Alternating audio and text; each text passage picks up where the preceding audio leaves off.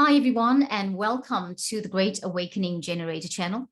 I'm your host, Rose McNair, and today I have with me Phil Rice, my good friend, and also known as the, how do we say this, Phil?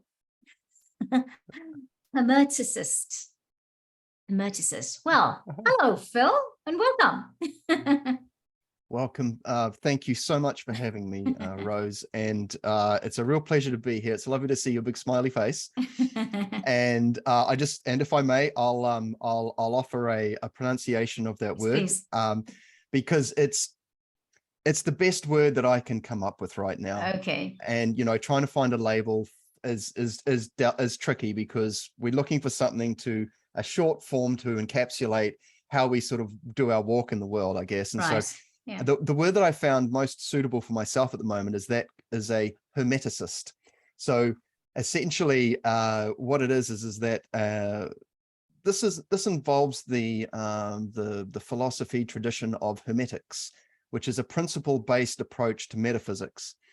And so that's kind of just it in a very small nutshell there. Okay, I had to say, I just got tongue-tied there because I was saying it all right when I was practicing it before we went to recording. Hermeticist. So Yes, a hermeticist. Now, I've got to say this about you, Phil. Every time I see you or we meet, you surprise me with something new. And today, hermeticist is what you have surprised me with. And okay. I just think I always get to know something new whenever I meet Phil, because we don't see much of each other, but when we do, there's something new. And I was like, oh my gosh, there's so much progress and growth here. And what I really appreciate about you is your need to always grow and learn.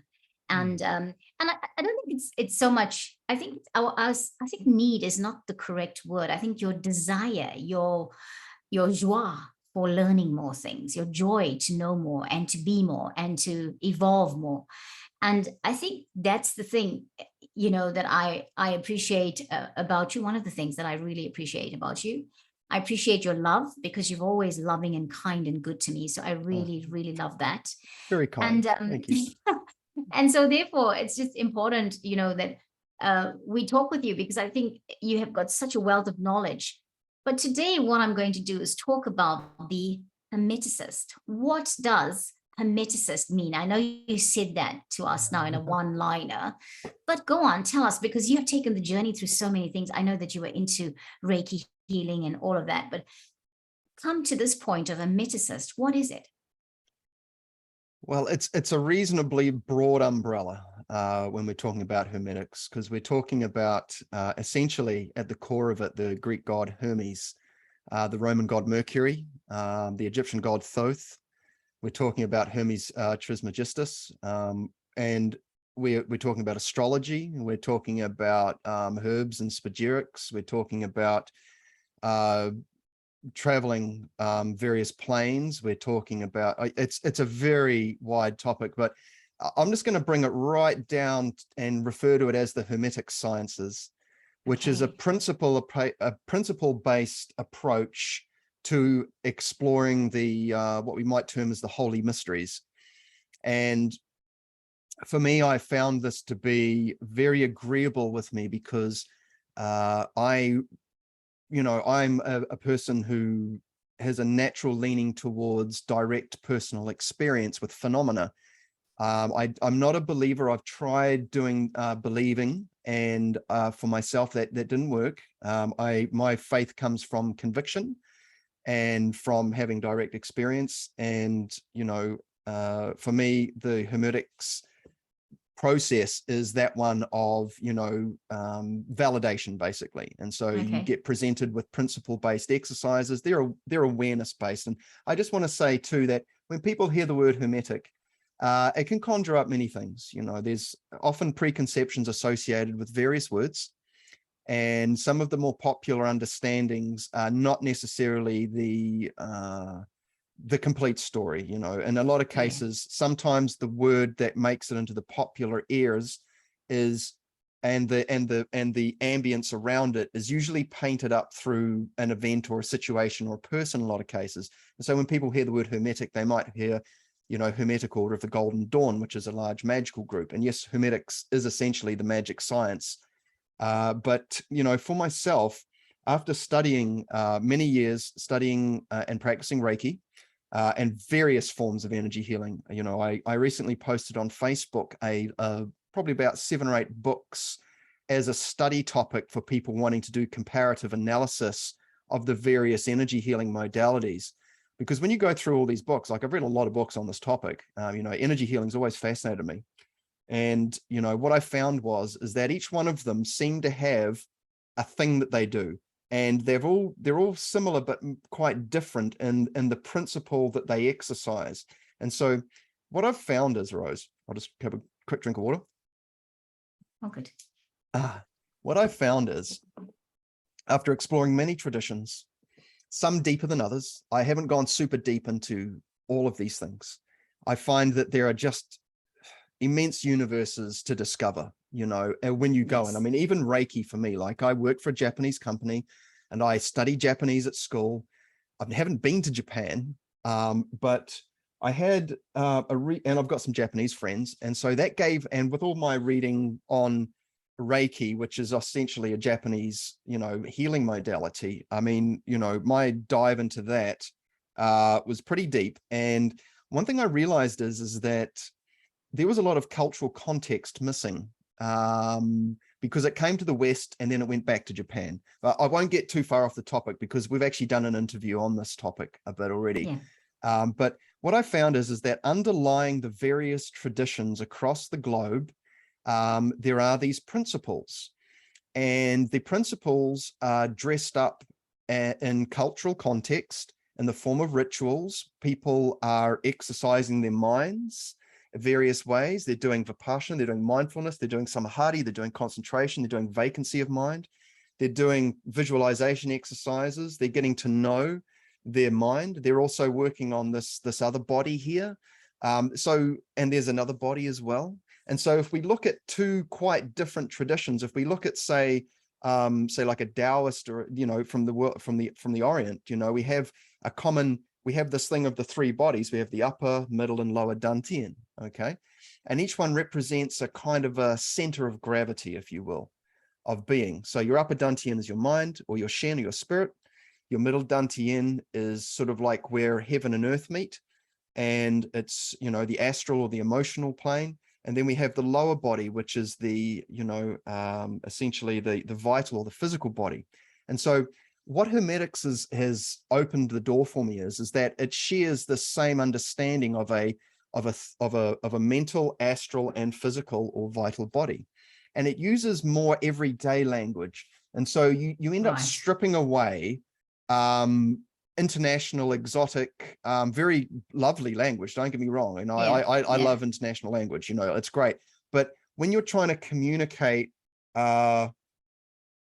quite deep topics in a relatable sense. I mean, what I'd like to be able to do is I'd like to be able to talk about metaphysics in a way to the average person on the street that they can relate to. It's like a type of streetwise spirituality. Because if we're here to raise the bar and reify, in a sense, there's a big push to sort of, make spirit this kind of thing that's over there somewhere. It underlies all of reality, right? And so part of the job, and I think what we're doing here is that we are providing information for people to consider to help give them a wider, broader understanding and foundation. So for me, this Hermetic framework, it's been highly valuable because when I overlay it over the top of Reiki, over the top of Qigong, over the top of Tai Chi, over the top of even Christianity and all the various traditions that are out there, whether they're a belief or a faith or a exercise based or this or that, I'm starting to see what they all have in common, and for me, this has been highly liberating because now I can voice important, relatable, and also accessible, functional, graspable, and traversable methodologies. So this is like getting off the armchair and going, okay, because I've done a lot of studying, I've done a lot of reading, and I've done various practices. And one of them takes you over here, and one of them takes you over here, and one of them takes you over here, sort of thing. But then there's this idea of like creating a foundational base where you're developing the sense capabilities of these three aspects: your thoughts, your feelings, and your actions, or your mind, your astral, or what in Hermetics is referred to as your soul body, your ego, your subconscious, and then you have the vital body or the physical body. This Hermetics process exercises each one in a very understandable, even way. So you're not just focusing on one area. You're doing having a very even workout, and that creates it's like when you build a car. You don't take a small car and put a giant engine in it. If you want to upgrade the car, you generally start underneath. You want to make sure it can support it. So this is a kind of a very if I was to compare Reiki and Hermetics, I would say Reiki is full of lots of composite meditations. It's got precepts, meditations. It's got its own Qigong. It's a daily practice as well. I don't think a lot of people are familiar with that, but Reiki, when taken to its actual original source, it's a daily practice. It's not a one-off workshop, right? Yeah. But it's full of composite meditations. It's much like going to the gym and working on muscle groups. It's like a spiritual practice for people in a hurry. Whereas, say, Hermetics, it's the science of working all the individual muscles as opposed to the muscle groups. Okay. And so it's quite a bit more involved. Yeah. But it's also it's much more thorough in the sense of you have a direct path and understanding of how to awake your various spirit senses. In fact, the method that I use and teach, you don't have to wait to have an experience of your spirit sense open. It works with Qigong and Tai Chi principles, which is essentially, if I use more say English language, it's essentially the awakening of the clairsentient pathway. So usually within 20 minutes, I can get people to connect with the phenomena of vital energy. And then when they play with that enough, I can teach them how to turn it, which is called the Jing in traditional Chinese medicine. And then we can take that essence and we can turn it into the Qi, into the astral, which is slower, which is like the syrup you see the Tai Chi people moving with. Okay. And then this is an alchemical process I talked about in our previous interview. And then we can learn to turn that into mind substance, which is released of space. Then we can join into the other two bodies, which is the Akasha or the ether. And then we move into the non-dual light bodies, and we use this feeling. I'm going into some pretty deep stuff here, but it's okay. It's okay. I'm following. It's fine. That's cool. So what happens is that we develop a feeling and go, I can feel that outside my body. Yeah. And then we learn to transform that into different states, like a vibrational scale that's a ladder we can climb. And what happens is that each time we move up another rung on the ladder, we experience that realm. The vital body feels different to the astral body feels different to the mental body feels different to the ether body feels different to the non-dual body. They're a different type of experience, and you navigate them by a feeling state that's very tangible. And on top of that, these are all universes within universes within universes of exploration. Yeah. And part of the process is developing the various sense gates so that you can experience these data streams in a visual, a heard sense, a smelt, taste, and felt, and also the mind gate. So, it's very fun. It's very accessible. Right. So Phil, I guess for me, when I listen to that, I wonder, okay, so how does this help? Now, I am asking this not because as I said, I will ask questions that might seem silly. Oh, please. How does it help me or anybody else who wants this? Because, for example, right, so if I have pain in my body, for example, I will go to an acupuncture person, or I go to, I've been to people to have Reiki, and the Reiki was basically clearing the blocks in my energy fields and things like that. So how does this benefit somebody like me? If I said, oh, I want to come and have a session with you, Phil, what does it do for me? Okay. So, when I receive clients, I have people come in to see me, and, we'll sit down and we'll have a chat, and I'll kind of find out, what they're willing to share, and I'll pick up on things too. you know, before we do a treatment. And, you know, it's always varied. It's, you know, it's not one of those same shit, different day kind of jobs, excuse the French. But it's that's what for me is, it makes it very interesting is that, you know, some people will come to me because they've got a sore thing here, Yes. and they will generally either one of three things. They leave with the same thing, they have a reasonably significant reduction in pain, or the thing's gone altogether. You know, generally something will change. But what I've noticed is for people that come in with the thing and leave with the thing, they'll usually get a reduction in pain, right? But I mean, that's just the physical vital level, you know. And so what happens is people will be on the table, or if we do a chair session, or if I take them through some Qigong standing work, which is something we can talk about as well, because that's very interesting. Yeah. Is that, you know, suddenly they'll have a moment of clarity about something that's been, they've been unable to sort of, a bridge that they, or a river they've been unable to cross, so to speak. Right. You know, some people will have a huge emotional release and just feel 10 times lighter, you know. Some people will be, one lady, she sent me a message the next day and she said, you know what, she said, my hip is still sore. However, you know, she came back from multiple treatments though, given that Okay. the problem was about 14 years old. So some things take a Right. bit longer. Yeah. Yeah. But she said to me, you know what was interesting? She said, I was so relaxed on that table. When I went to work the next day and came home, because she messaged me the next day, she said, I was able to get really relaxed super fast when I came home and plopped down on the couch. Normally it would take 20 minutes and I'd get relaxed. Now it took me 5 minutes and I'm very relaxed, very peaceful. And for her, that was very valuable. So I think one thing, if I was going to say, would be that they might come in for this, but that's not always, that might just be the thing that brings them in, you Yeah. know, and Okay. it's a very, as far as a benefit goes, it's hard to say, because sometimes even I, you know, I can only assume, you know, sometimes what I think people need, you know, there's higher forces at work here. And so people come in for the thing and they leave with something else. They leave with an Yeah. answer, with a release, or Yeah. something like this. Yeah. Yeah. So I guess when I ask the question, I'm really focusing on what kind of issue would bring somebody to you. You know, like if I went to the acupuncturist, I'd go there and I'd go because I have pain somewhere, right? And I know that I come back. However, I come back, whether it worked or whether I need to go back again.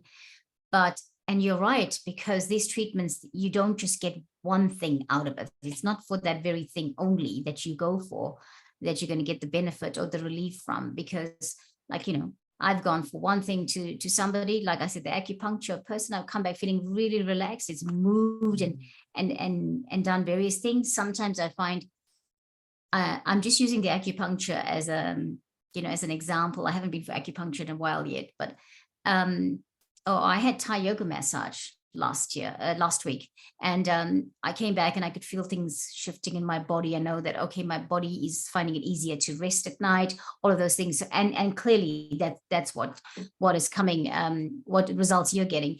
Because I think all of this, when you start to work like that and you move energy, then the benefits are more than just one. They can be quite holistic, in the sense that it affects your sleep, your ability to chill out, relax quicker, all of that, right? So so when I ask the question, I guess maybe I'm saying, okay, so I went last week for Thai yoga massage. I realized I had a lot of inflammation in the joints, and so I thought, well, okay, that's what I need.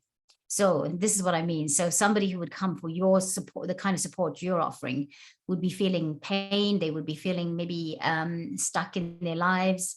Is it emotional things as well? Is it like not being able to move forward or understand relationships they might have with someone? Is that how it all works? Like, does it address all that kind of thing?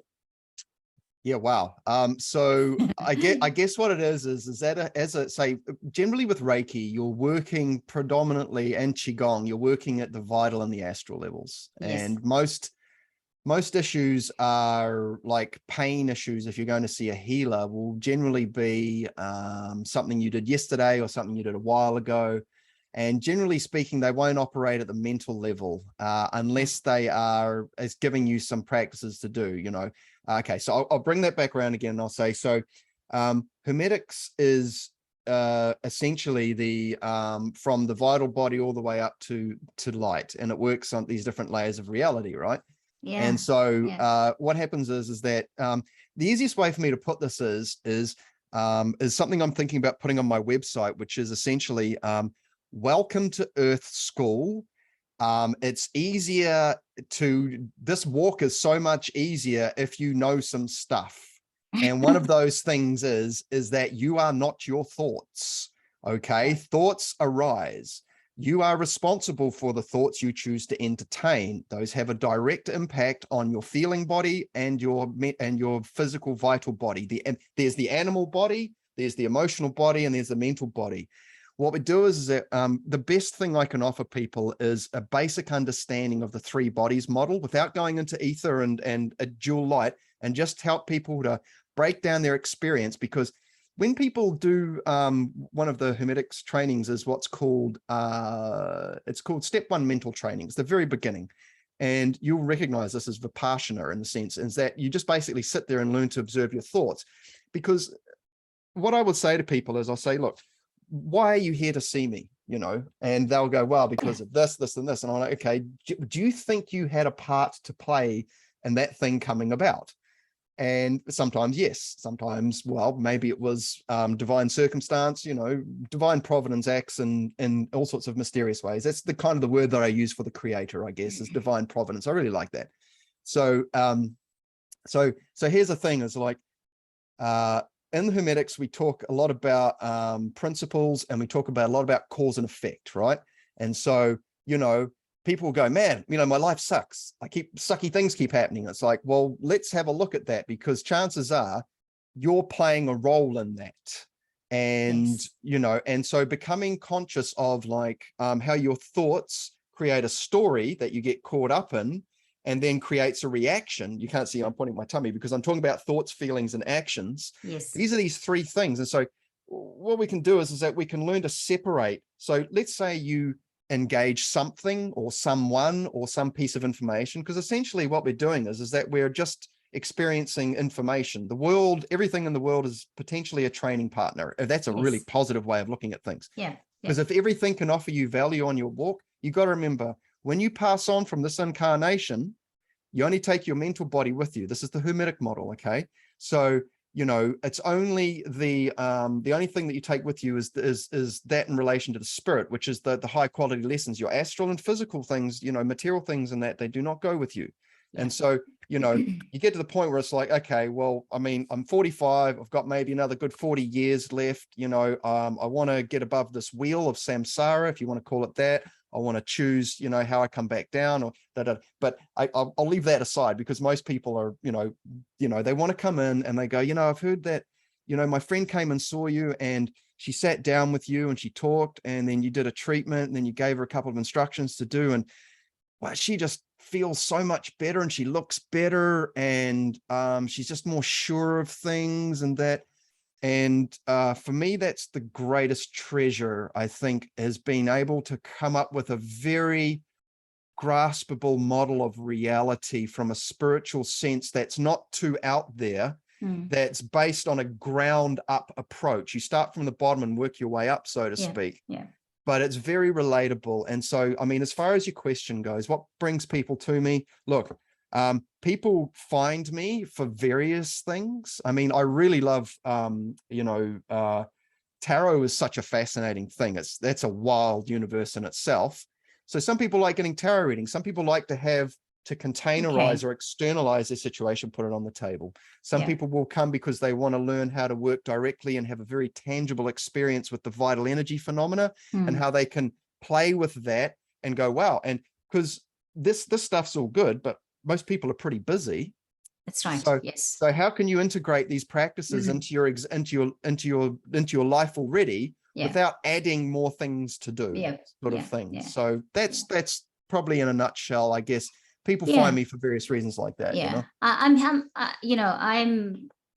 hearing that these three fields, your mind and your emotions. Is that the emotions and then your action bodies are all, they support what you need to, how you need to progress and heal based on whatever's going on with you, because all of that, yeah, for want of a better word, all of that is what contributes to what is happening. And your sessions are basically getting people to relook at that and say, okay, so, okay, I feel the pain here, but where's that coming from? How have I contributed to it? What are my thought patterns? All of that. And so it's almost like you're reviewing that. Is that the model, the Hermetics model? You review that and then you provide some sort of practice for them that you do with them, but they also go away with it and they do some new practices to keep themselves going and healthy. Is that my understanding in a nutshell? Is it a good one or a slightly good one? You're helping to pry it out of me, and I love it. Thank you so much. And that's why I love dialogue. Dialogue brings out the best in a lot of cases of what I have to offer. But so on one hand, did they bang their shoulder because they were in a mindless moment? Were they not paying attention? Yes. Were they not aware of their environment? Okay. Now, we can usually lessen the pain and do some simple joint opening exercises using Qigong and things like that to help them manage it. Okay. But I'm not a fitness or a fitness coach or a physiotherapist or anything like that. So I make that very clear. However, you know, as far as like an energy healing treatment goes, though, I mean, I've got testimonials, people get great results, and most of the time I've got a pretty good hit rate, but for largely positive outcomes. But when it comes to, if people want to go deeper and start talking about, essentially each one of these three bodies is part of our navigation and action system. So the physical vehicle is essentially a medium of expression for the spirit. Okay, so it's like the biological meets spacesuit that has the experience. The spirit's the driver. We have the connection between heaven and earth being the astral or the emotional body, which is a very important one, because that is essentially it's probably one of the noisiest parts. But what I'll do is I'll give you a quick nutshell of, so what we're doing is that just basically all the spiritual practices talk about things like purification. They talk about liberation. They talk about polishing the diamond or cleaning the bodies and these types of things. Essentially, this comes down to the liberation or freeing of yourself from external influences. And so we would refer to this as being a type of what's called apophatic sort of, apophatic means to remove that which is not, to discover what is. So rather than trying to find out what something is, we remove everything that it isn't, and that helps us get to it faster, right? Okay. So each one of the three bodies gets dirty, or it gets noisy, or it gets filled with static, and it gets, it becomes essentially, it's kind of, is it working for us or against us? And so, you know, a scattered mind, you know, highly charged emotional reactions that are just like, they take you, that take you, you know, hours, days, and weeks to come right. You know, a physical, vital body, you've got no inner, you've got no vital force, you've got no vitality, you've got health problems, you've got these types of things, you know. And so there's ways to change, to become a, you know, to create a relationship between these three facets or aspects of yourself, so you know how to be good to them. So basically, you learn to clean them up and harmonize them within themselves.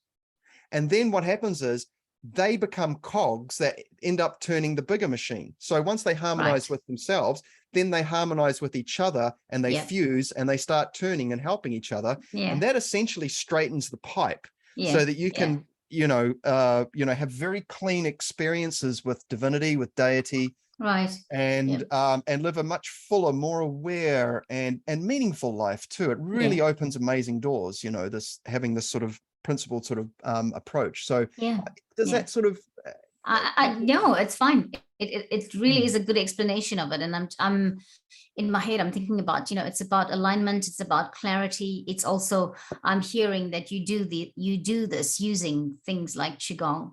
And you know, I can picture it. I know what you're talking about. And also like doing Qigong and to move energy, etc. I'm just saying to move energy, you might use another word to explain that, but for this treatment. So Phil, how can anybody get in touch with you if they wanted to have this experience?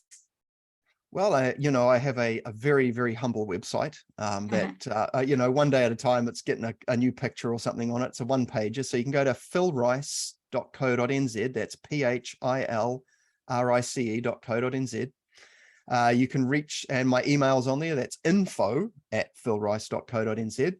I also have a Facebook page that I'm kind of active on. It's not a page, it's just my personal profile, but you can find me on there. I will have a page up sometime in the very near future as well, because I think that's more accessible. I have some pretty closed settings on my personal, so I think I need to have a page. As far as the sessions go, I can see people in person. I'm located in Central Howick in Auckland, New Zealand. Yes. I have, I can take people at the house. I also have access to a practitioner room in Central Howick if that's more convenient for people too. I do online sessions for people who want to learn. And I can, and if you're for example, I don't really advertise it, but if there's any Reiki practitioners out there that really love Reiki, but maybe aren't finding what they're looking for with it, reach out to me, because I've been a long time practicer and I understand the principles underlying Reiki, and I've helped a couple of friends out add a bit more substance and some stuff to their Reiki practice. That's really kind of helped them a bit. But yeah, as far as my offerings, I can come and see me for a treatment. We can have a reading. Basically, it's a hangout.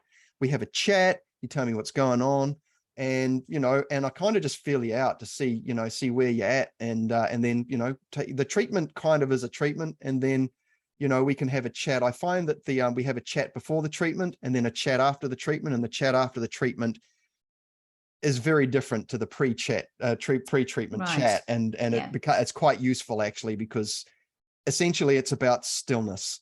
Stillness is not one, it's not one word, it's a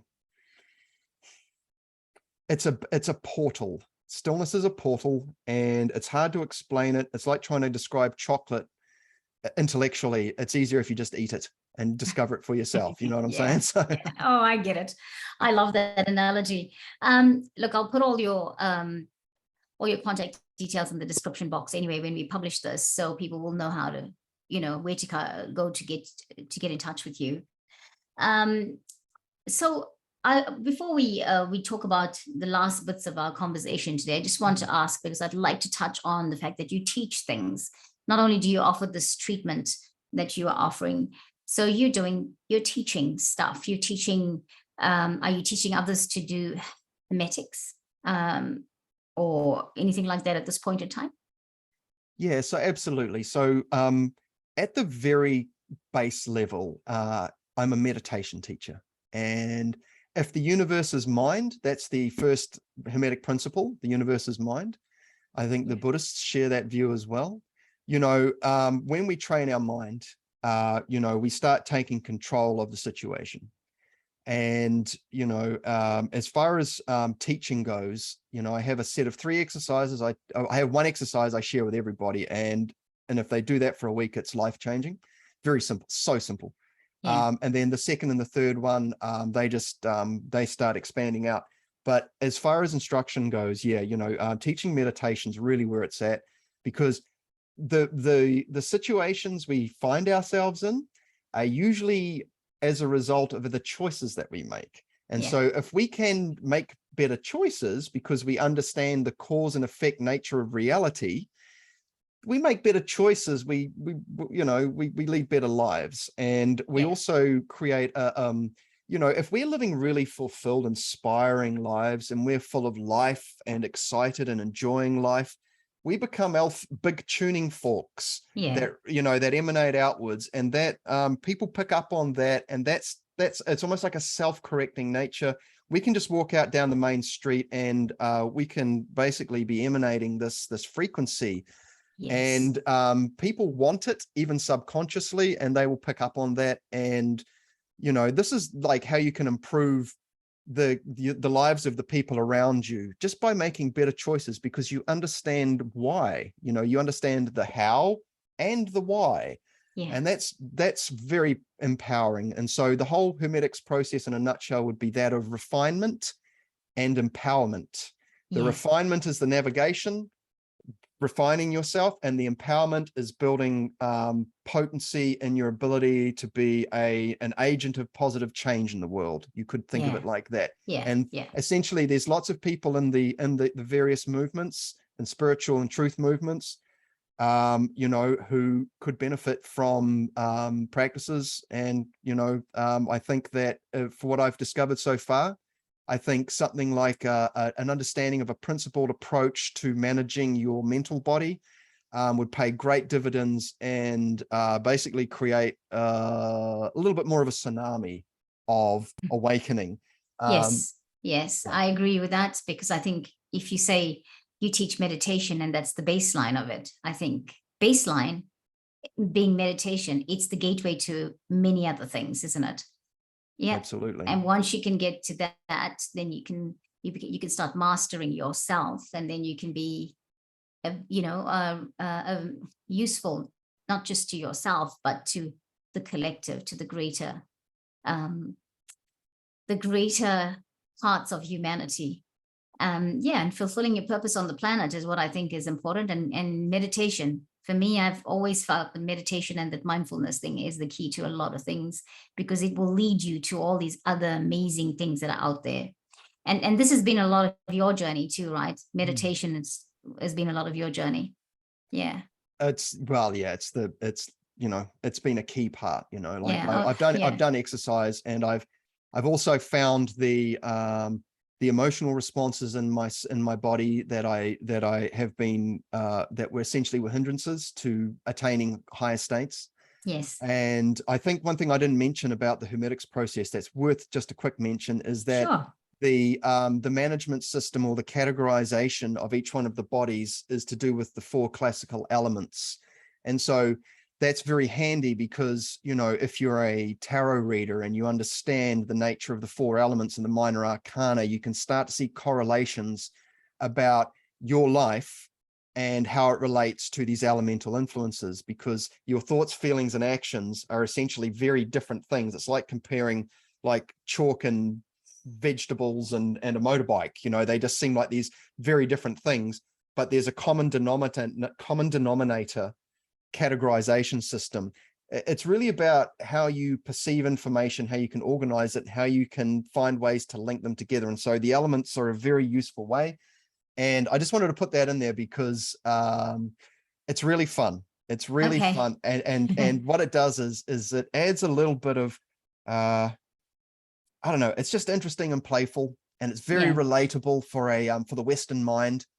And for me, it's been such a wonderful discovery. And I love talking about this stuff because it just, when I talk about Reiki and I start talking about Joshin Kokuho, Seishin Toitsu, and I start talking about, you know, people are, what? But if I'm using English language and I'm talking about, I'm essentially talking about everything. Like I've got these 2 books here, right? These are 2 of the most scholarly books I've come across on Reiki. And what I've discovered is that I can explain pretty much everything in those books via the Hermetic framework in a much more relatable way. And that word relatable is really important, because if I can't explain it to the person on the street, then I don't think I'm doing my job right. And so that's been a great treasure for me. So yeah. 4 classical elements. Sorry, you said it. I'm going to have to ask you. We that don't know, what is the 4 classical elements, please? Thank you. Tell us. Okay, so we've got water. Yeah. We've got the main 2. We've got yin and yang. We've got water, and we've got fire. Okay, so we've got water, which is the contracting cold force, and we have fire, which is the expansive heat force. Then we have here we go. Then we have air, the air element. Okay. Which is the more of the penetrating floatiness light force. Okay, so it's more, this is now we're getting into very 3-dimensional things, because now we're talking about upward. And then we have, I haven't got one here, but then we've got the earth element, which is heaviness, which is denseness. And so what happens is that we train the bodies. And so, for example, the fire element in the physical realm might be running to the next lamppost. That's a positive exercise of the fire element. So in the vital body, you might have, you've got positive and negative expressions of each element in each body. And so in the astral body, a positive aspect might be breaking personal boundaries or overcoming things, controlling the self, pushing through things, or it may be, your desire to control others, which would be more of a negative aspect. That's right. Yeah. And then the fire element in the head would be, or in the mental body would be the will and your ability to focus and remain focused. And so there's ways of exercising these elements and turning negatives into positives. So this is all alchemy, really. You're transmuting negatives into positives. And when you get all the best of the best going, you're firing on all cylinders, baby. And, you are essentially like a highly potent being with great influence on this realm. Why not be a potent influence on this realm? Yeah. If you know if you know cosmic lawfulness and legality, and you know that you can do something without it, because you don't want to really get tangled up in problematic things for your spirit, because like I said, there's a way to play this game where you don't impose upon people's free will, but you can also create positive change. And that's a bit of a line there, because we want to be kind, compassionate, caring, and do the right thing. And there's a way to assert these, but also do it in a way where we don't end up, cutting ourselves short, so to speak. Sorry, but anyway, you were talking about the elements, so that's okay. I suspected it was that, but I just thought I'm going to say it because we cannot assume everybody knows what the elements are, and you clarified it, and I really love that you did. So at this point, I ask you, so is there anything else you want to tell us that I didn't ask you about, that you think is beneficial for our audience that listens and watches the channel? Okay, everyone, there's a whole bunch of stuff going on. There's always a whole bunch of stuff going on. Sometimes it's in your face and sometimes it's a little bit further away, right? My suggestion to everyone is a good word to focus on is harmony. Now, that doesn't mean make you a passive wet noodle. What it means is that, like those Kung Fu dudes, they're cold steel focused. They're not letting their emotions overwhelm them. Live a good life. Really focus on living a good life and creating harmony as best you can. Pick your battles. Pick your battles. That's a good one. Watch out for any tendencies towards a type of pathological altruism where you feel like you're basically putting the oxygen masks on as many people as you can, but you haven't put your own on, and you haven't even learned how to breathe, and you haven't learned how to breathe properly. Make sure you're good, right? And trust me, the change that you want to see in the world will happen much more obviously and tangibly when you start doing internal work. And internal work, it's we hear terms like the shadow work and that, and it's these nebulous terms, and we wonder, how do I actually do it? And it's like, well, you got to go searching.